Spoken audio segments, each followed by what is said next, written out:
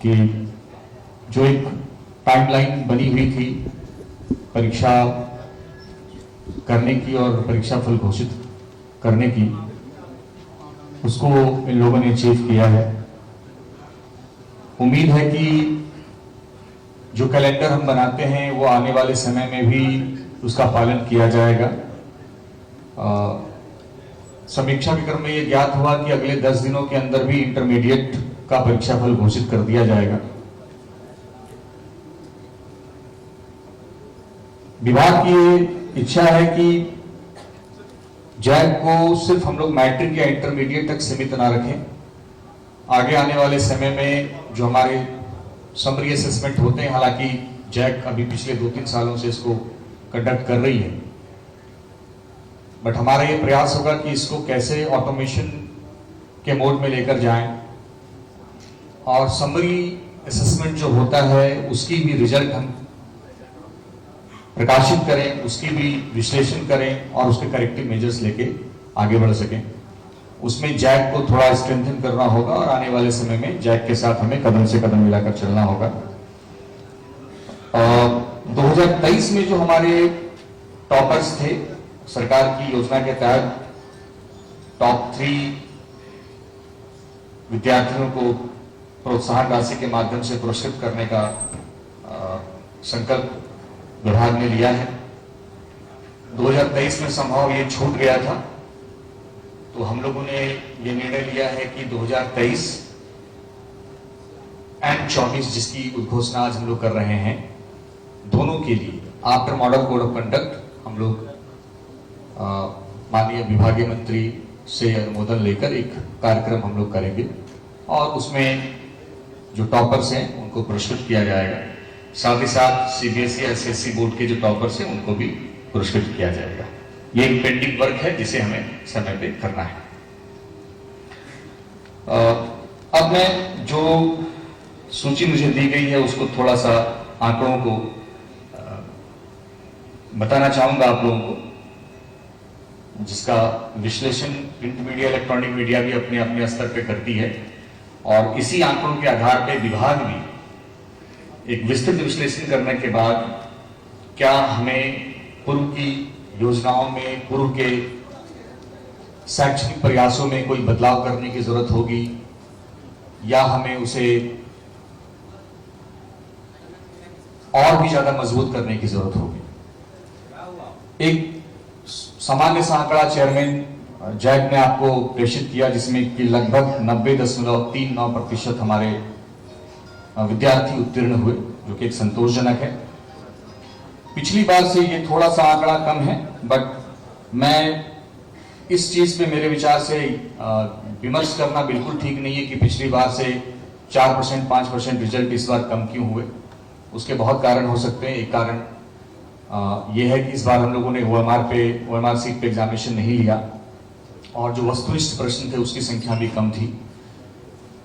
महत्वपूर्ण यह है कि एक सेलिंग से नीचे हमारा रिजल्ट नहीं होना चाहिए। महत्वपूर्ण यह है कि हर साल प्रथम श्रेणी में उत्तीर्ण विद्यार्थियों की संख्या में इजाफा होना चाहिए। इस पे हमारा विशेष ध्यान जाने की जरूरत है। हम लोग अगर जिलावार आंकड़ों की बात करें तो इस बार 2024 के इस रिजल्ट में जो टॉप 5 जिलों का नाम मैं बताऊंगा आप लोगों को, जहां पर रिजल्ट काफी अच्छा रहा है, जिसमें कि पहला है जमशेदपुर, और जमशेदपुर हमेशा से टॉप परफॉर्मर की सूची में रहता आया है, जहां पर 94.075%, इसको आप 94% मानकर चल सकते हैं। उसके बाद हजारीबाग है जहां पर 93.835, जिसको आप 94% लगभग मान के चल सकते हैं। ईस्ट सिंहभूम और हजारीबाग लगभग एट पार हैं दोनों।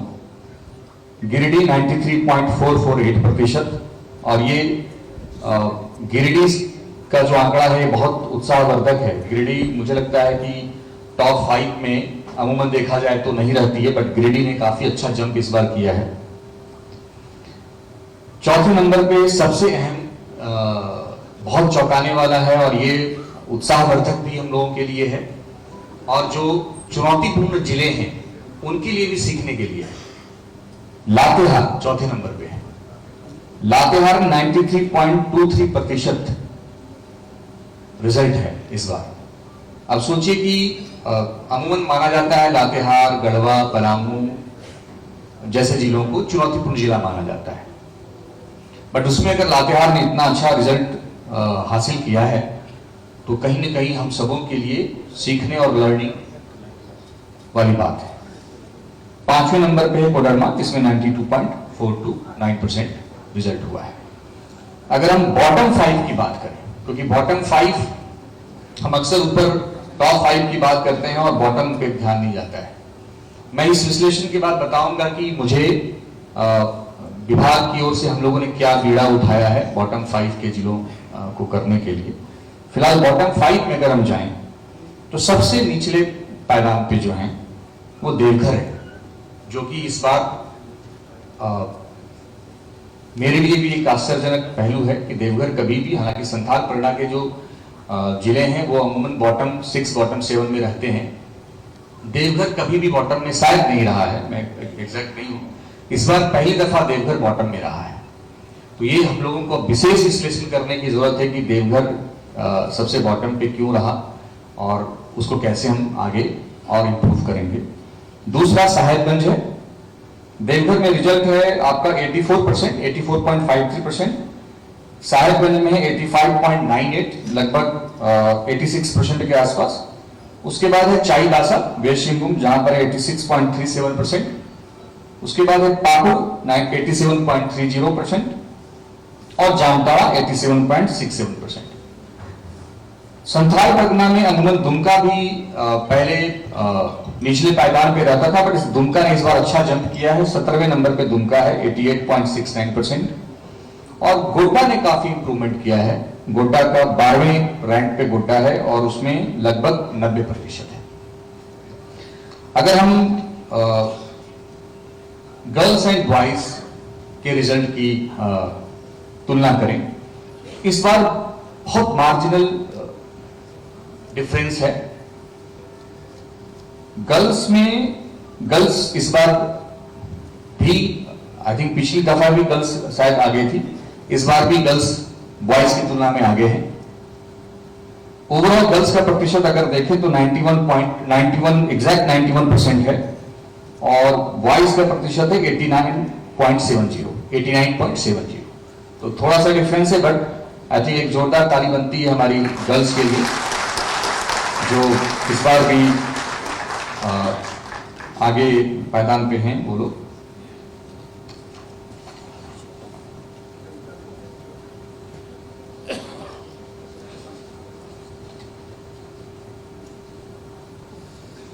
अब जो बॉटम के जिले हैं, अमूमन देखा जाए तो संथाल परगना के जिले हैं और 1-2 जिले कोल्हान प्रमंडल के आते हैं। इनके लिए अगर हम गौर करें तो हमारी बहुत सारी क्वालिटी एजुकेशन की स्कीम चलती है विभाग में, और मैंने प्रभारी सचिव के रूप में यह योजना बनाई है कि स्कीम्स तो हमारी बहुत चलती है। इंफ्रास्ट्रक्चर अपग्रेडेशन के लिए भी स्कीम चलती है, एक्सेसिबिलिटी के लिए स्कीम हमारी चलती है, हर प्रकार की फैसिलिटीज हम अपने बच्चों को उपलब्ध कराते हैं, चाहे वो पोशाक के रूप में हो, फ्री टेक्स्ट बुक के रूप में हो, स्कूल किट के रूप में हो, स्कूलों को स्कूल ग्रांट भी अलग से दिया जाता है। इतनी सारी सुविधाएं देने के बाद अब ये विश्लेषण करने की आवश्यकता है कि हम ये जो 5-6 जिले हैं जो हमेशा से बॉटम में आ रहे हैं, इनको किस तरीके से हम ऊपर लेकर जाएं। जैसे कि आपने अभी देखा ना, गोड्डा काफी जंप किया है, देवघर डाउन किया है, तो इन 5-6 जिलों को लेकर विभाग एक अलग योजना पे काम कर रहा है, जहां पर हम क्वालिटी एजुकेशन को बहुत ही रिगरसली इन जिलों में लागू करेंगे। राज्य स्तर की टीम और जिला स्तर की टीम लगातार वहां पर कैंप करेगी। हर एक स्कूल का डिटेल डायग्नोस्टिक किया जाएगा कि पाकुड़ में अगर 84% ओवरऑल रिजल्ट हुए तो पाकुड़ के वैसे कई सारे स्कूल होंगे जहां पर रिजल्ट हो सकता है 60% हो या 50% हो या 70% के आसपास हो, जो कि एवरेज, अगर स्टेट एवरेज की देखें तो उससे काफी नीचे है। उन स्पेसिफिक विद्यालयों में हम कैसे अपना इंटरवेंशन लेकर जाएं, कैसे इनिशिएटिव लेकर जाएं कि ओवरऑल जिले का प्रतिशत हम बेहतर कर सकें। साहिबगंज पाकुड़ में अक्सर एक हम ये बहाना एक्सक्यूज लेकर आते हैं कि शिक्षकों की कमी है, बट जैसा कि आप अवगत हैं, पिछले 2 साल 3 सालों में काफी शिक्षकों की नियुक्तियां हुई हैं और पहले से तुलना करें तो अब शिक्षकों की वैसी कमी नहीं रही। कमी अभी भी है और उसके लिए विभाग लगातार प्रयास कर रहा है। कई सारी अधियाचनाएं हम लोगों ने जेएसएससी को भेजी हुई है, उसके ऊपर वर्क हो रहा है। मॉडल कोड ऑफ कंडक्ट के बाद भी उसमें तेजी आएगी, बट पहले की तुलना में उन कमियों में काफी अब गिरावट आई है। तो इस एक्सक्यूज के आधार पे कहना कि हम इस कारण से मेरी परफॉर्मेंस कम हो रही है, मेरे जिले का उत्तीर्णता कम हो रहा है, तो आई थिंक वो सच्चाई से मुंह मोड़ने वाली बात होगी। फिर एक एग्जांपल दिया जाता है कि इन जिलों में माइग्रेशन काफी ज्यादा है। बिहार माइग्रेट होकर लोग चले जाते हैं, वेस्ट बंगाल माइग्रेट होकर चले जाते हैं, बट ये माइग्रेशन किस कारण से हो रहा है उसको हमें देखना होगा। और ऐसा भी नहीं है कि इन 5 या 6 जिलों में सिर्फ स्कूली शिक्षा साक्षरता विभाग ही काम करेगी। स्कूली शिक्षा विभाग को अन्य विभागों के साथ कन्वर्जेंस के माध्यम से काम करके एक होलिस्टिक अप्रोच लेकर आना होगा कि अगर माइग्रेशन है तो हम माइग्रेशन को भी कैसे रोकें, बच्चों को हम रिटेन करके कैसे रोकें, स्कूल का हम अपग्रेडेशन कैसे करें और हर स्कूल पे विशेष ध्यान कैसे दें। ये एक योजना इस वित्तीय वर्ष में हम लोग इस पे सघन रूप से काम करेंगे। दूसरा, एक पहले हम लोगों ने कोविड के समय एक शुरुआत किया था, उस प्रोग्राम को आगे बढ़ाने की जरूरत है। स्कूल सर्टिफिकेशन, हर स्कूल को हर साल एक निर्धारित संख्या में असेसमेंट में भाग लेना होगा, जहां पर हम ब्रॉन्ज, सिल्वर और गोल्ड कैटेगरीज में हम उसको डिस्ट्रीब्यूट करेंगे। गोल्ड कैटेगरी वाले स्कूल को पुरस्कृत किया जाएगा और अन्य तरीके से इंसेंटिवाइज किया जाएगा, ताकि, और इसकी एक 5 साल की कैलेंडर बनेगी। हर स्कूल को यह पता होना चाहिए कि हमारी बारी कब आने वाली है और हमें उस बारी के लिए, उस असेसमेंट के लिए क्या क्या तैयारी करके रखनी है। उसमें हम स्कूलों की मदद भी करेंगे। कई सारे स्टेक होल्डर्स होंगे जो स्कूल को हैंड होल्डिंग का सपोर्ट देंगे। इस योजना पे भी हम लोग काम कर रहे हैं। और तीसरी जो सबसे महत्वाकांक्षी योजना है, जिसके ऊपर हम लोग आगे बढ़ेंगे और इसके ऊपर हम लोग सजेशन भी कई सारे शिक्षकों से प्राप्त करेंगे, वो है टीचर नीड असेसमेंट। एक बार बहुत पहले टीचर नीड असेसमेंट का काम हुआ था, बट अब उस आंकड़ों के आधार पे हमें ये कार्यक्रम एक कैलेंडर के रूप में अगले 5 साल तक करने की जरूरत है। हम ये देखना चाहते हैं कि एक बार जब शिक्षक बहाल हो गया, तो बहाल होने के बाद शिक्षक को पुनः शैक्षणिक कार्यों को और बेहतर करने के लिए क्या मदद की जरूरत है और शिक्षक को क्या हैंड होल्डिंग सपोर्ट चाहिए, ताकि, चूंकि शिक्षक अगर अपने पेडागॉजी में अच्छे होंगे, अपने सब्जेक्ट के नॉलेज में अच्छे होंगे, लीडरशिप में अच्छे होंगे, तभी जाकर बच्चों का भी लर्निंग आउटकम बढ़ेगा और हमारा रिजल्ट भी बढ़ेगा। तो हम सिर्फ अगर एग्जामिनेशन पे फोकस करें और टीचर नीड पे फोकस ना करें, तो फिर ये अधूरा अप्रोच होगा। तो टीचर नीड असेसमेंट का भी कैलेंडर अगले 5 साल का हम लोग बना रहे हैं। पूरा होलिस्टिक अप्रोच इसमें भी होगा कि सिर्फ असेसमेंट नहीं होगा, टीचर के नीड का असेसमेंट सिर्फ नहीं होगा, बल्कि उस नीड असेसमेंट के बाद जो रिजल्ट होंगे उसको ट्रेनिंग से कैसे हम इंटीग्रेट कर सकें। तो ये सारे प्रयास हम लोग करेंगे और उम्मीद है कि आने वाले समय में शिक्षकों के विकास के लिए और छात्रों के ओवरऑल शैक्षणिक विकास के लिए हम एक बेहतर माहौल दे सकें। और प्रभारी सचिव के रूप में मेरा ये कमिटमेंट आगे भी जारी रहेगा और जैक को जो सपोर्ट विभाग से मिलता आया है वो सपोर्ट भी हम लोग उपलब्ध कराते आएंगे। और हम लोगों ने ये संकल्प लिया है विभाग ने कि अगला जो समय है वो क्वालिटी एजुकेशन का है, क्योंकि बाकी सारी फैसिलिटीज में लगभग हमने विद्यालयों को धीरे धीरे सैचुरेशन के स्टेज पे हम लेते आए हैं। इंफ्रास्ट्रक्चर पे हमारा काम चल रहा है, वो चलता रहेगा, बट अब समय है कि हम क्वालिटी एजुकेशन पे फोकस करें। आप लोगों ने ध्यान दिया होगा कि सीएम स्कूल ऑफ एक्सीलेंस का एक बहुत ही नायाब संकल्पना के साथ विभाग सामने आया है।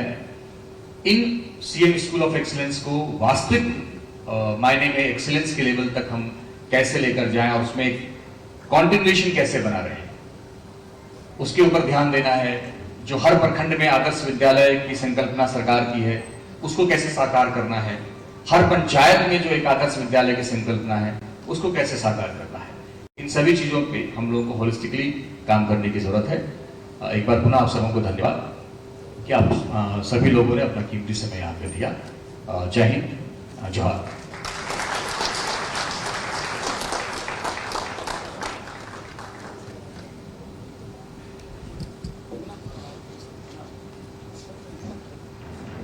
सर, आपके इस ऊर्जादायिनी प्रेरणादायिनी उद्बोधन के लिए मैं हार्दिक हार्दिक धन्यवाद करती हूँ।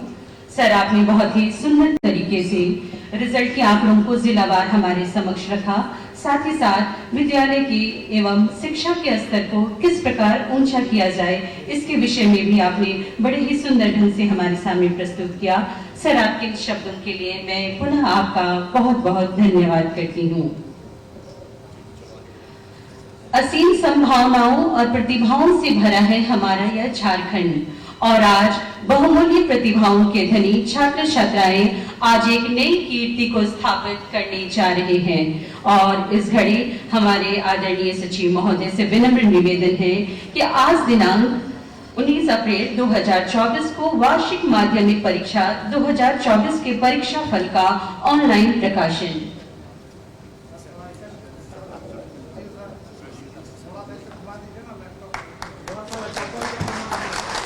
आइए हम जोरदार तालियों की गूंज के बीच आप और हम इस गौरवमयी क्षण के साक्षी बने। बहुत ही सुंदर क्षण, गौरव के क्षण। इस ऑनलाइन प्रकाशन के बाद न सिर्फ झारखंड बल्कि भारत के किसी भी कोने में वार्षिक माध्यमिक परीक्षा वर्ष 2024 का रिजल्ट देखा जा सकता है।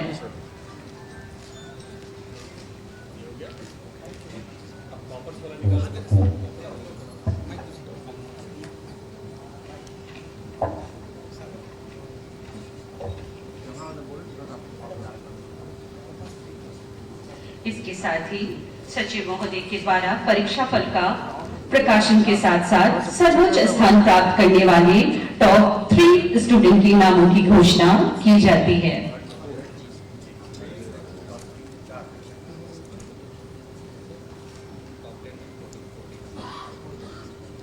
वार्षिक माध्यमिक परीक्षा वर्ष 2024 में सफल रहे सर्वोच्च स्थान प्राप्त करने वाले 3 छात्र के नाम।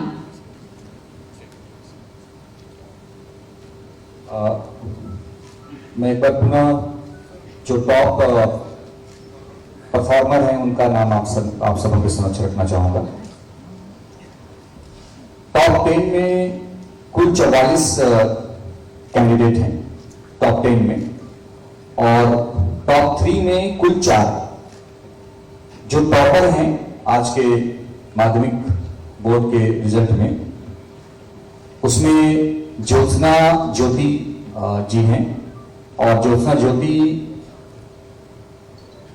इंदिरा गांधी बालिका हाई स्कूल हजारीबाग की छात्रा हैं, और इनको जो मार्क्स प्राप्त हुआ है वो 99.2% मार्क्स प्राप्त हुआ है। दूसरी जो सेकेंड टॉपर है, सेकेंड टॉपर का नाम है सना संजोरी। ये भी छात्रा है, 98.6% मार्क्स इनको प्राप्त हुआ है, और ये भी इंदिरा गांधी बालिका हाई स्कूल हजारीबाग की छात्रा है। उसके बाद थर्ड में तीसरे नंबर पे 2 छात्राएं हैं, जिसमें पहली है करिश्मा कुमारी, जिनको मार्क्स प्राप्त हुआ 98.4%। ये भी इंदिरा गांधी बालिका हाई स्कूल हजारीबाग की छात्रा है। और तीसरे नंबर पे जो दूसरी छात्रा है वो है सृष्टि सौम्या, जिन्हें मार्क्स मिला 98.4%। और ये भी इंदिरा गांधी बालिका हाई स्कूल हजारीबाग की। तो ये बहुत उत्साहवर्धक हम सबों के लिए है कि जो टॉप 3 में कुल 4 छात्राएं हैं, वो चारों छात्राएं इंदिरा गांधी बालिका हाई स्कूल हजारीबाग की। सो एक बार हम सबों की ओर से जोरदार ताली सारे बच्चों के लिए।